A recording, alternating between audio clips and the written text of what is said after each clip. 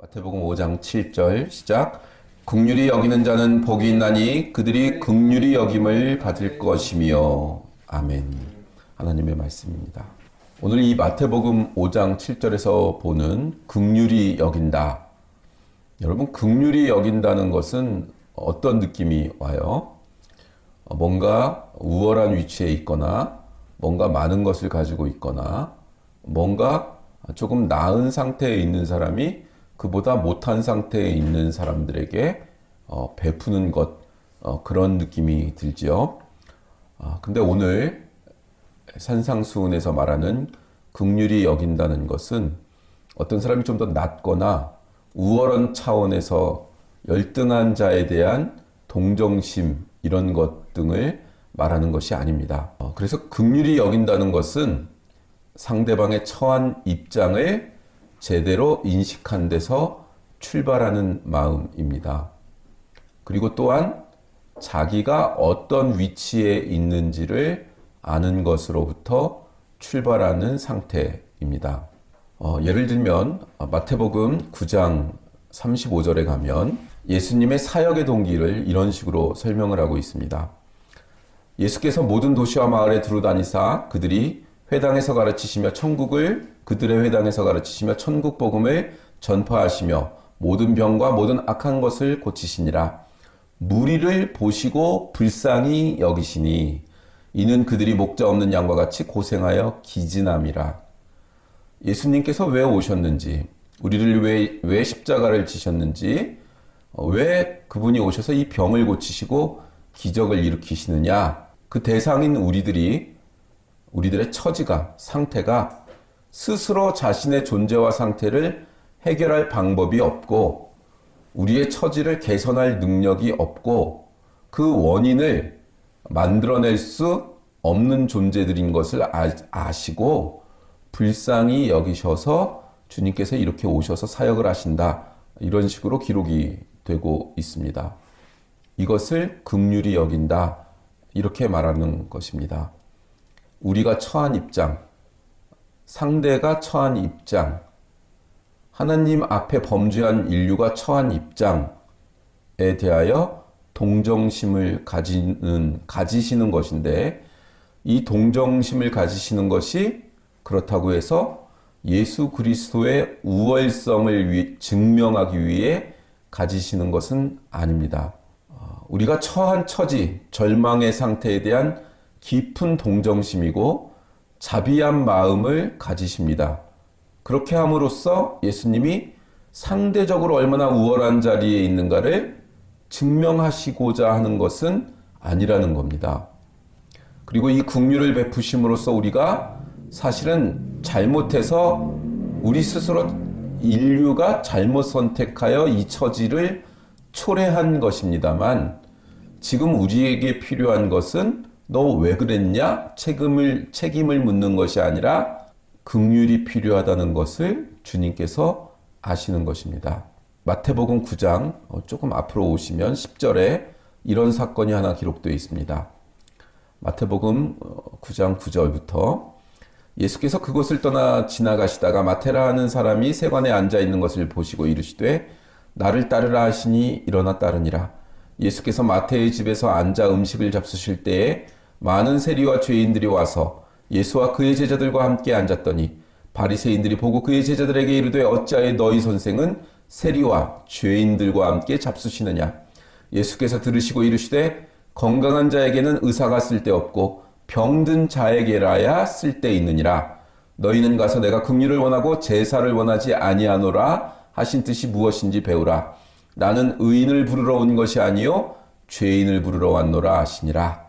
죄인이라는 환자, 죄를 질 수밖에 없는 이 환자들 고치시러 왔다. 병 고치러 왔다. 원죄가 가지고 온 그 끔찍한 질병을 고치러 왔다.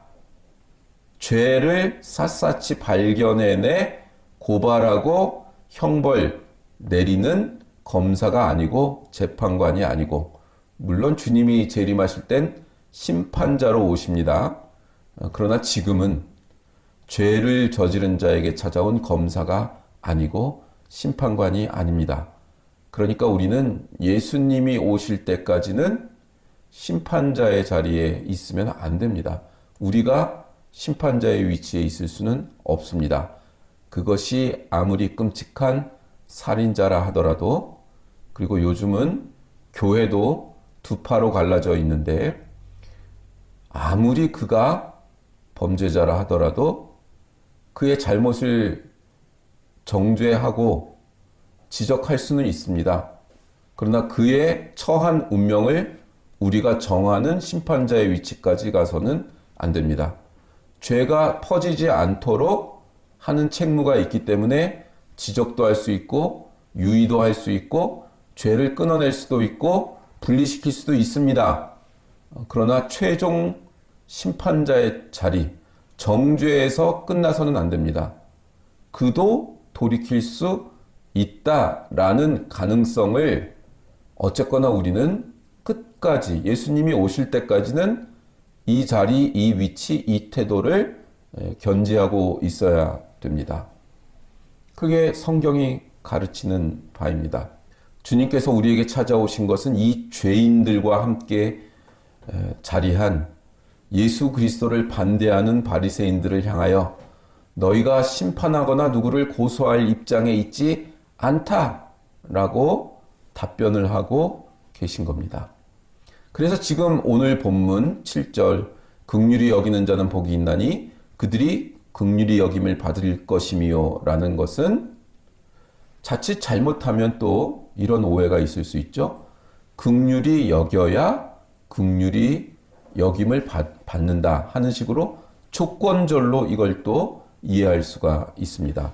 그거는 안 된다는 겁니다. 주기도문에도 이런 논리가 나오죠. 우리가 우리에게 죄 지은 자를 사하여 준 것 같이 우리 죄를 사하여 주옵소서. 누군가의 죄를 우리가 용서해야만 나도 용서를 받을 수 있다. 이런 식의 조건들처럼 느껴지는 거죠. 선행을 베푼 만큼, 자비를 베푼 만큼 하나님 우리에게 보상해 주십시오 라는 것으로 오해될 수 있는 것입니다. 근데 주기도문이나 마태복음 오늘 본문이나 그런 뜻이 아니라 내가 누구에게 긍휼을 베푸는 것은 내가 그에게 심판할 자리에 있지 않은 것을 인식하고 있는 것 때문이다, 이 뜻입니다. 누구에게 내가 그의 죄를 용서하는 것은 내가 용서받아야 할 자리에 있는 존재라는 것을 알기 때문에 내가 그를 용서하는 것이다. 나도 용서를 받아야 되는 존재고, 그래서 내가 먼저 용서를 그보다 받았기 때문에, 그렇기 때문에 나도 그도 똑같이 용서받을 자임을 알고 용서받을 수 있는 가능성이 항상 있다는 것을 알고 있기 때문에 그를 결국에는 끝에 가선 용서하는 거란 말이에요. 내가 누구를 긍휼히 여기는 것은 내가 긍휼이 필요한 자라는 것을 인식해서란 뜻이라고요. 내가 긍휼을 베풀어 내가 긍휼을 먼저 입어야 하는 거예요.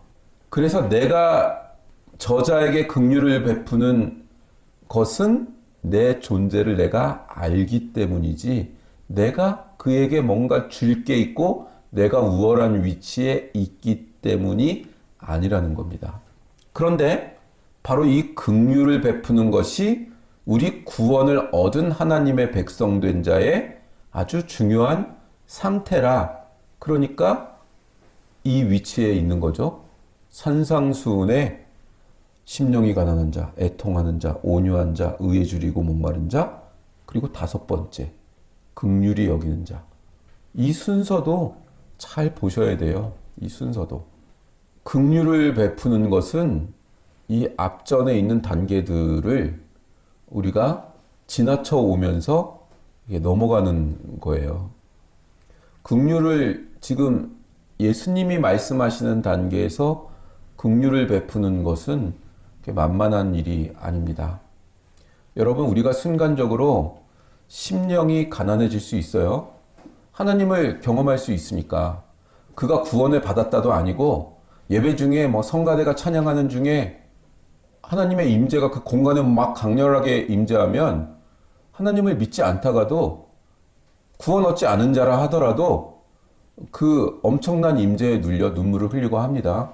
그러니까 눈물을 흘린 거 가지고 내 감정이 감동받았다는 거 갖고 구원 얻은 건 아니에요. 그래도 가능성은 높은 거죠. 반응을 했으니까. 존재하는 모든 것은 거기에 반응을 합니다.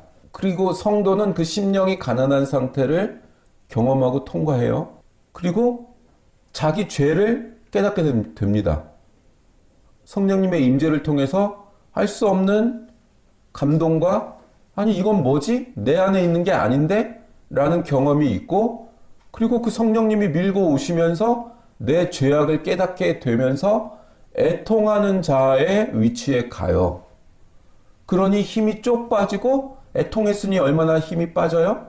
힘이 쭉 빠지고 그래서 예수님을 향해 살아야겠구나 마음먹으며 훈련받으며 온유한 자의 온유한 자가 완전히 되진 않습니다만 흉내라도 내려고 하고 그 분위기라도 가지려고 하는 거잖아요.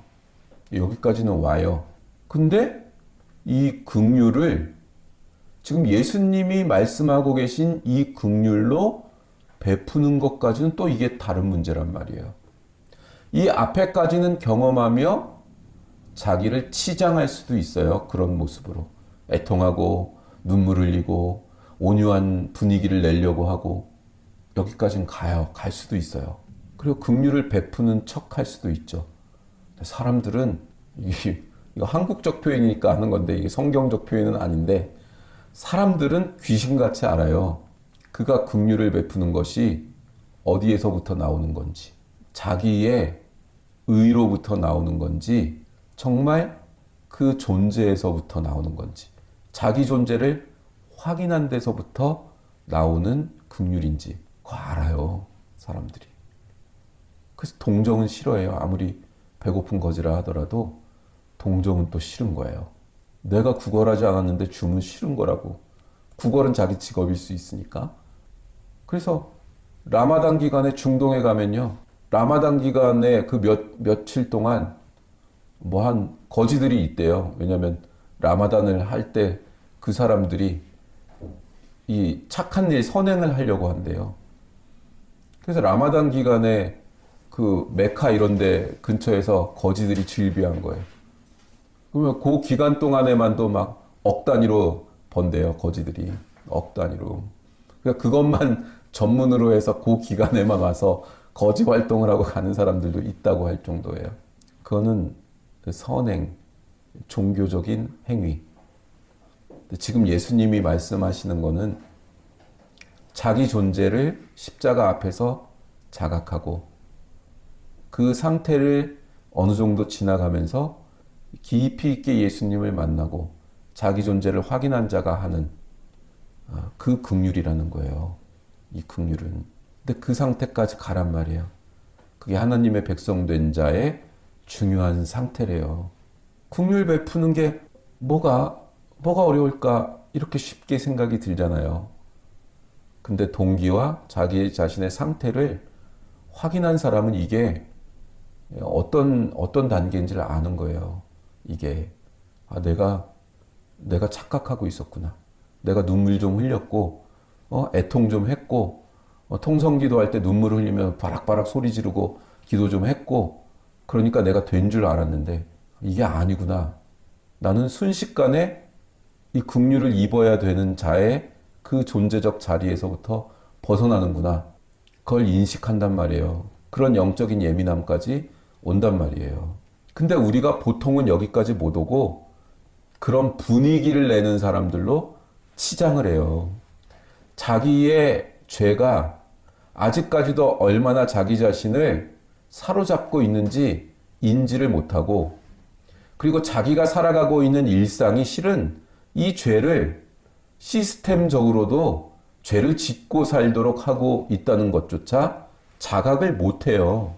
우리는 좀 극렬한 예가 될 수도 있겠습니다만 우리는 자신의 악에 대한 영적인 그냥 도덕적이고 윤리적인 게 아니라 영적인 메타인지가 없어요.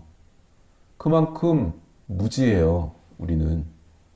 우리 존재가 그렇다고요. 예전에 80년대는 문학책을 많이 읽었었으니까 이상문학상이라고 있었어요. 그때 80년대 임철우라고 붉은방이라는 중편 소설이 이상문학상을 수상해서 보곤 했는데, 거기 주인공이 오기섭이라는 고등학교 국어 선생님인가 그래요. 등장인물이 여러 명의 등장인물이 나오는데 최달식이라는 사람이 또 나오는데, 이 사람은 80년대니까 고문을 하는 사람이에요. 고문 전문가. 오기섭이라는 사람은 맨날 그냥 평범한 교사죠. 아침 일찍 출근을 해가지고 저녁 9시까지 학교에서 자율학습으로 애들 가르치고 하는 그냥 생활인이에요. 지겨운 일상을 반복하고 있죠. 시인이 꿈이었지만 시 한 편 쓸만한 정서적이고 육체적 에너지가 남아있지 않죠. 시 한 편에 그 한 줄 쓰는 게 보통 에너지가 많이 들어가는 게 아니니까 그런 건 쓰지도 못하고 그냥 일상에 찌들어 살고 있는 사람이죠. 근데 어느 날 평범하게 버스를 타고 가려고 출근하려고 나섰는데 어떤 낯선 사람들한테 둘러싸여가지고 갑자기 납치가 되는 거죠. 이 사람이 납치돼서 뭐 본고 같은데 태워가지고 갈 거 아니에요? 차창 밖으로 보이는 풍경을 봤는데 자기가 버스를 타고 똑같이 출근하던 그 차창 밖 풍경이랑 아무것도 다르지 않은데 상황은 똑같은데 자기 입장과 자기 처지는 갑작스럽게 달라진 거예요. 그래서 그 사람이 그렇게 느끼는 거예요. 똑같은 풍경을 가고 있는데 어떻게 이 똑같은 풍경을 바라보던 세상과 자기 자신이 이토록 쉽게 단절될 수 있는가 하고 소스라치게 놀라요. 이 사람이 어떤 붉은 방에 잡혀 들어가요. 보통 빨갱이들을 잡아서 물고문하고 후들겨 패가지고 간첩단 뭐 이런 거 조작해가지고 증거 조작하고 임무 맡기고 뭐 그랬던 시절이에요. 그래서 자기가 왜 끌려왔는지도 모르고 끌려와서 물고문 당하고 있는데 자기 친한 군대 동기 중에 한 사람이 자기 동기 아는 사람이 자기 친한 친구 아는 사람이 서울에 있으니까 좀 한 번만 하룻밤만 재워달라고 해서 누군지도 모르고 재워준 적이 있는데 그 사람이 시국사범이었던 거죠. 운동권 사람이었던 거죠. 그러니까 거기에 엮여가지고 간첩단 사건 뭐 이런 거에 이제 엮이고 시나리오를 다 써가지고 그 중에 네가 이거야 이 역할이야 이렇게 조직도가 나오거든요. 그 조직도에 너는 이 역할이야 해가지고 이제 고문을 받으면 진술서를 쓰게 되어 있는 거예요. 오기섭을 고문하던 사람도 최달식이라는 사람인데 이 사람도 고문을 하고 있는데도 자기 자신을 평범한 직장인으로 여겨요. 고문을 하는 중에 이 오기섭이 이렇게 듣는 거예요. 이 사람이 전화 통화하는 소리를 듣는데 뭐 다 내용이 그런 거예요. 딸아이 피아노를 얼마 주고 사줘야 되나, 얘를 과외를 어떻게 시켜야 되고 공부를 학원을 어디 보내야 되고, 고문하다가 통화하는 내용이에요. 이게 치매 걸린 어머니를 어떻게 돌봐야 되는지 이런 거 고민하는 평범한 일상을 사는 사람이란 말이에요. 둘 다 평범한 일상을 사는 사람들이 붉은 방에 모여 있어요. 근데 이 사람을 고문해서 자기가 원하는 답, 국가나 정보국에서 원하는 답을 토설하도록 그렇게 만드는 역할이 자기 직업일 것일 뿐이에요. 악은 이미 일상화되어 있다고요. 우리들 가운데.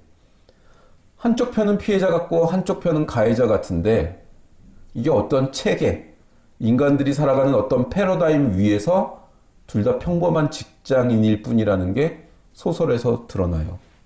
오기섭이라는 인물은 술집에서 프로야구를 보면서 자기 신세 한탄하고 이 붉은 방이라는 존재가 있다는 거는 넌지시 들어서 알고는 있지만 그런 거는 상관없게 지내던 인물이고, 최달식도 이 일을 하는 거는 국가를 위해 사회주의, 공산주의 세력을 척결하기 위해 자기는 애국을 하고 있다고 믿고 있는 직장인이라고요. 이 둘이 서로를 고문하고 고문을 받으며 잠깐씩 서로를 이해하는 시간들이 있기는. 최달식이 이런 인물이 된 거는 자기가 어렸을 때 빨갱이에 의해 9명이나 되는 가족을 잃었고 그에 대한 피해의식을 가지고 있고, 자기 아버지는 자기 일가 친척을 다 잃었고 자기가 가진 것 모두 다 뺏겼고 그래서 그걸 못 이기고 그 고통을 못 이기고 기찻길에 몸 던져 자살해 버리고 지금 이 사람도 최달식도 자기의 큰아들이 어떤 이유를 통해 죽었고 그것이 결국 자기 아버지 때문이다 뭐 이렇게 해석하고 가정생활은 팍팍하고 이 사람도 결국 봉급받아 사는 사람일 테니까 노모를 모시고 애 과외시키고 살려면 얼마나 어렵겠어요.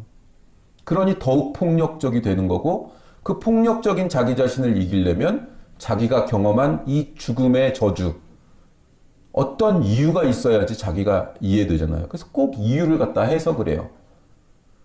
자기 이 심리적인 것들이 풍성하지 못하거나 자존감이 확인이 안 되면 꼭 해석을 해서 이유를 갖다 붙이려고 해요. 안 그러면 인간은 못 견디거든요. 그래서 어떤 놈 때문인지 무엇 때문인지를 찾아내야 했고 최달식이 찾아낸 건 공산주의자들, 사회주의자들로 정했고 그래서 이 불행의 원인은 그놈들이고 복수의 유일한 대상이 된 거예요.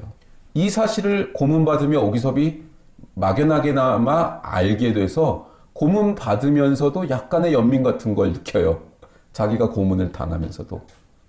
최달식도 오기섭을 고문하면서 이놈은 고문하다 내가 여러 명을 고문해 봤는데 이놈은 그냥 평범한 직장인이 틀림없네를 알아서 살짝 마음이 흔들려요. 그런데 이들이 연민을 약간씩 가질 수는 있지만 결국 어떻게 돼요? 최달식은 자기 직장 생활을 해야 되는 거고 오기섭은 시나리오대로 진술서를 쓰고 풀려나 치욕스러운 인생을 살아야 되죠. 풀려나야 되니까 일단. 최달식은 스스로를 자책하지 않아요. 이 신념이 새겨진 사람들. 이게 신념으로 시스템화된 사람들은 자기는 하나님께 허락까지 받았다 느끼죠. 소설 중간에 이런 대목이 나와요. 참 그러기 전에 점심땐 집에 들어가야 한다. 목사님 신방이 있는 까닭이다. 찬송가를 부르고 기도를 올리면 찌무룩하던 기분도 훨씬 나아질 것이다. 정말 신앙이란 참으로 오묘하고도 신비한 힘이 있다. 주님 앞에 무릎을 꿇고 조용히 눈을 감아 기도하는 시간엔 얼마나 평화롭고 따뜻한 은총이 가슴속에 느껴져 오는지 그 놀라운 체험은 이루 말로 표현하기 어렵다. 가끔 마음이 약해지고 용기가 없어지면 즉시 주를 찾으십시오. 그때 주님께서는 항상 최 집사님을 팔 벌려 안아주실 것입니다. 우리는 신앙으로 위로받을 수 있죠. 이 사람도 물론. 근데 신앙이라는 이름으로도 얼마든지 큰 악을 저지르며 살 수 있어요. 그리고 그걸 악이라고 인지하지 못할 수도 있다고요. 왜냐하면 자기는 평범한 직장인이니까. 당장 사두개인이 바리새인들이 그렇게 살고 있고 우리가 바리새인과 사두개인들보다 더 특별히 낫지는 않잖아요. 우리는 영적인 메타인지가 없다고요. 그래서 신앙생활은 할수록 어려워지는 거예요. 할수록. 이 깊이가 어디인지 가면 끊임없이 나와요. 아, 내가 이렇게 믿었는데 이게 아니네. 이 과정이 계속돼요. 그래서 철로 역정이에요. 철로 역정. 자기 안에서 이 답을 찾아 나가요. 이 답을. 다른 것들을 끊고 이 세상의 것들을 복잡하고 불안하게 만드니까 우리 마음들을 여기다가 자기의 영혼에다가 예수님이 나에게 어떤 일을 하셨는지 도대체 이 십자가의 진리가 무엇을 의미하는지 그걸 알아가는 외로운 싸움, 고독한 싸움 이걸 못 가게 하려는 세력들로부터 끊임없이 많은 것들을 스트레스 받아가며 이 길을 걷는 철로 역정의 길인 거예요. 신앙생활은. 일본 사람들이라고 안 하죠. 우리는 일본 놈들이라고 하죠. 우리는 36년간 지배를 받았고 쪽발이라고 하고 고통을 받았으니까. 그 놈들은 나쁜 놈들이고 우리는 선이잖아요. 모든 드라마도 그렇게 표현하죠. 우리가 뭐 사랑하는 여러 드라마들도 애국 지사들은 의로운 사람이고 쪽발이는 나쁜 놈이고. 근데 6.25 때로 가보면 우린 동족끼리 싸워서 서로를 죽였는데요. 당장 우리 가문도 아까 최달식처럼 우리 모든 집안의 할아버지들이 국군 손에 총살당해 돌아가셨는데요. 딱 한 사람이 사회주의, 지식인이어서 사회주의 운동을 했다는 이유로 연좌제로 묶여가지고 가문이 통째로 망했는데요. 그게 어떤 이념 때문, 이 일을 행하는 사람들이 이념이 불씨가 돼서 펑 터져요. 근데 이 일을 자행하는 사람들은 이념하고 상관없이 한쪽 편에 서서 이 잔혹한 일을 저지릅니다. 뭐 얼마나 대단한 이데올로기를 이해하고 있겠어요. 이 사람들이. 인간의 본성이 터져 나오는 거죠. 한쪽 편이 힘이 세지면 그 잔혹함이 그냥 드러나는 거죠. 이쪽을 힘이 갔든 저쪽이 힘이 갔든. 그냥 잔혹함이 드러나는 것일 뿐이에요. 우리가 베트남에 가서 일본 사람이 우리나라 사람들에게 했던 것보다 훨씬 더 잔혹하게 베트공들을 잡았어요. 치를 떨 정도로 한국 군인들을 그토록 무서워했대요. 이걸 어떻게 이해해야 될까요? 일본 사람들은 왜 과거사를 회개하지 않냐? 돌이키지 않냐? 자기들 입장에서는 영국, 프랑스가 해먹은 것에 비하면 자기들이 한 건 아무것도 아니라고 느끼는 거예요. 근데 영국, 프랑스 이 열강들이 잘못을 회개하냐 이거예요. 니들이 우리보다 더 헤쳐먹었는데 왜 우리 보고만 잘못했다 그래? 세상 최악의 인간들 영국 놈들인데 신사는 무슨 신사야? 이런 태도를 가진단 말이죠. 아마 긴 역사가 지나면 또 달라지겠습니다만은 우리는 그 당시에 일본이 우리를 안 먹었으면 러시아가 우리를 먹었을 거예요. 어차피 버틸 수 없었거든요.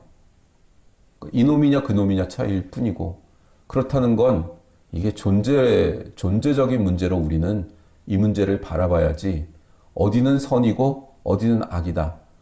이런 민족주의적 관점 내지는 어떤 이념으로 바라본다면 우리는 이데올로기에 일단은 사로잡히게 돼요. 그래서 교회의 입장은 좀 다른 건데 이렇게 얘기하면 편을 안 든다고 이쪽에서도 욕하고 저쪽에서도 욕하고 하더라고요. 예수님이 혁명과는 사랑 안 했을까요? 예수님이 뭐 체제를 유지하는 사람들만 사랑하셨을까요? 또는 거꾸로 체제에서 기득권을 가지고 울거먹고 있는 사람들은 사랑 안 했을까요? 그러니까 이 문제는 조금 다른 문제죠. 이건 교회에서 다뤄야 될 내용은 아니죠. 그러니까 어떤 사회적인 역사적인 입장을 가질 수 있습니다. 그건 시티즌으로서 하시면 됩니다. 교회는 존재론적 문제를 다룹니다. 물론 하나님의 방향에서 해석 안 되고 거부해야 될 것들은 거부해야죠. 아주 거대한 악이라든가 이런 것들이 펼쳐지도록 할 수는 없습니다. 그러나 우리가 그 일들을 그 자세를 갖더라도 마지막까지 가져야 되는 태도는 있는 거라고요. 예수님이 재림하시기 전까지 인간 존재에 대해서 가져야 되는 태도는 있는 거라고요. 이게 너무 큰 얘기인가요?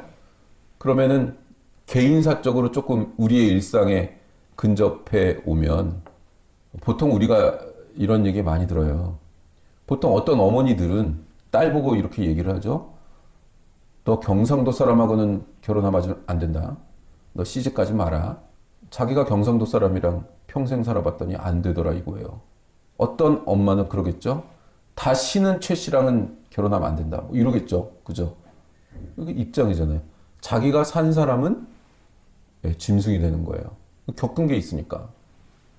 그건 인간이 그런 거예요. 인간이. 누구랑은 절대 사업하지 말아라. 야, 박 씨랑은 사업하지 말아라. 우리가 나만 아는 성이 없어요. 이제 그렇게 되면. 같이 뭐 할 성이 없다고. 다 경계해야 될 것들만 있게 되는 거죠. 국제 결혼을 하든가 아니면 뭐 해리슨 포드, 톰 크루즈랑 결혼을 해라.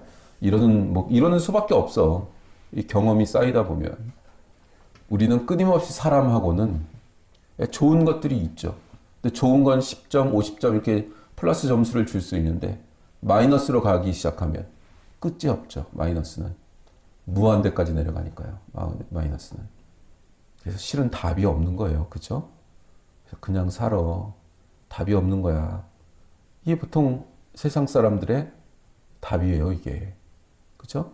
관용어구죠, 이게. 우리나라에 예전, 한 1, 20년 전에 이런 게 들어왔어요. 가정 사역 뭐 이런 것들이 행복한 가정 만들기, 뭐 부부 세미나, 가정 세미나, 매일 서로에게 편지를 쓰라. 뭐 미국에서 넘어온 것들이죠. 서로에게 매일 사랑한다고 10번씩 말해라. 맨날 만나면 뽀뽀를 해라. 이게 미국에서 넘어왔잖아요. 우리나라보다 미국이 더 많이 이혼할걸요. 가정 시스템 자체가 붕괴되어 있잖아요. 상대방이 좋아하는 것을 해라. 매일 꽃을 사라. 매일 돈을 줘라. 그거 안 하면, 그거 못 하게 되면 한순간 끝나버려요, 근데. 매일 다정해라. 근데 뭐 힘든 날이 있을 거 아니에요. 삶을 살다 보면 자기 인생에. 그래서 하루 안 하면 끝나버립니다. 그거는. 그렇게 해서 되는 건 아니죠. 그런 건 나쁜 건 아니겠지만 그렇게 해선 되는 게 아니죠. 마음이 변하나요? 우리가 그 정도 수준이 되는 존재들인가요? 사람은 그만한 존재가 못 됩니다. 실은 개만도 못하고 소만도 못하고 양만도 못하죠. 그게 이사야 1장 2장 뭐 이렇게 나오잖아요. 최소한 먹을 걸 주고 양육하고 길러주면 그러면 소나 양은 그 감사한 걸 알아. 개도 먹을 거 주는 사람은 안 물어. 근데 사람은 안 그러죠. 왜요? 타락했으니까. 안이 썩어 문드러져 있으니까.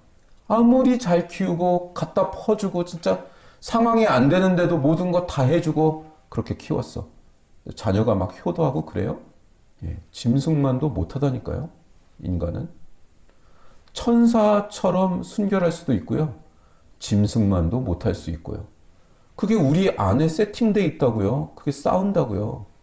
짐승들은요, 자기들 종끼리 싸울 때 죽이진 않아요. 치명적 상처까지는 안 가져요.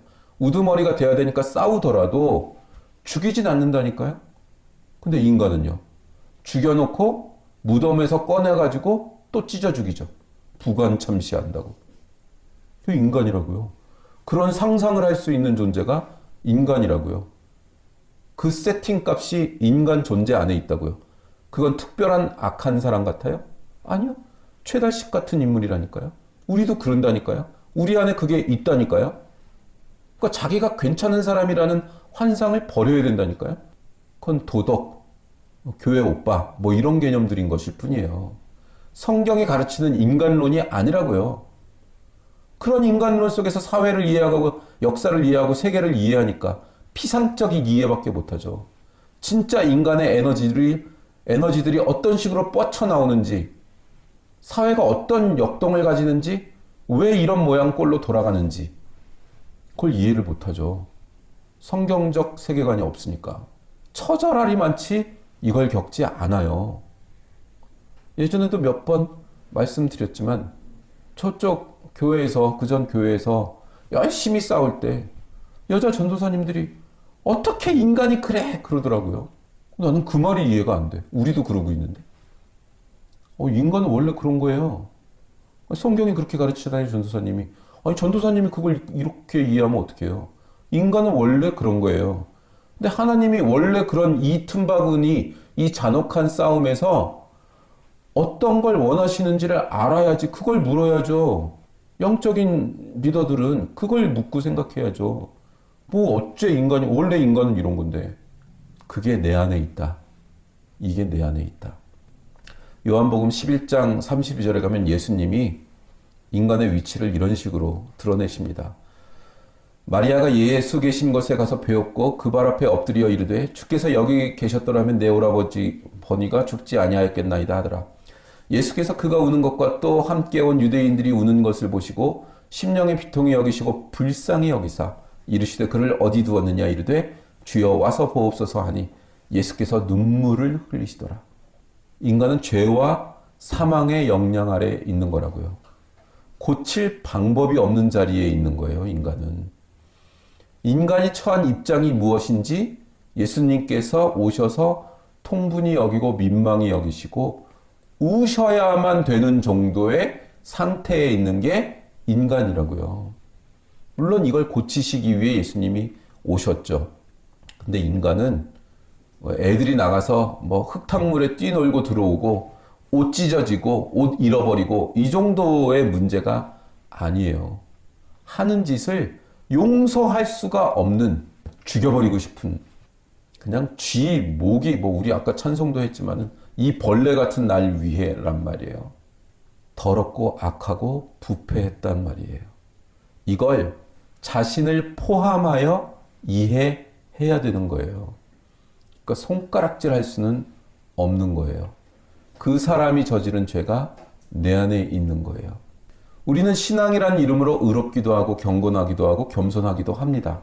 근데 이게 얼마든지 치장일 수 있단 말이에요. 당장 겸손하고 경건한 사람들이 전도를 한 다음에 애를 쓰고 뭐 선물도 하고 밥도 사 먹이고 몇 달을 금식하며 아침 금식하며 기도하고 근데 반응이 없어. 그럼 어떻게 돼요? 내가 너한테 얼마나 일했는데 애를 썼는데 너 이러냐? 나 섭섭하다. 섭섭하다가 지나가면 어떻게 돼요? 분노해요. 분노한다고. 경건이란 이름으로 분노한다고. 이런 의미에서 우린 분노할 수가 없는 상태입니다. 예수님이 오실 때까지 그렇습니다. 우리를 거슬리게 하는 사람들, 그 사람들이 가지고 있는 그 죄성을 내가 가지고 있다는 것. 나도 용서받고 용서받는다는 건 긍휼을 덧입어야 되는 자고 어떤 인간도 그 긍휼을 받아야 되는 자의 자리에 있다는 것을 아는 것. 매일 매순간 매사건 매관계에서 이 사랑과 긍휼을 받아야 되는 존재인 것을 우리는 그때마다 확인해야 됩니다. 자동으로 되지 않습니다. 그래서 자기 자신도 긍휼의 여김을 받으시고 또 그 긍휼의 여김을 받는 존재인 것이 똑같이 타자인 것을 알아 긍휼히 여기려고 하는 방향을 가지십시오. 여러분의 심령의 가난함과 온유함과 애통함과 의에 줄이고 목마른 것은 이 긍휼로 나가지 않는다면 그냥 다 자기 치장에 불과하다는 것을 인식하십시오. 모든 자리에 하나님의 은혜를 구하시고 자비를 구하시고 그리고 우리들이 그 은혜를 먼저 입는 자임을 확인하셔서 우리들의 인생은 우리들에게 먼저 열매 맺은 하나님의 자비와 긍휼이 발산되는 넘쳐나는 그래서 그 구원이 결실되는 존재가 되었음을 확인하는 그런 신앙생활 하시기를 주님의 이름으로 축원합니다. 네.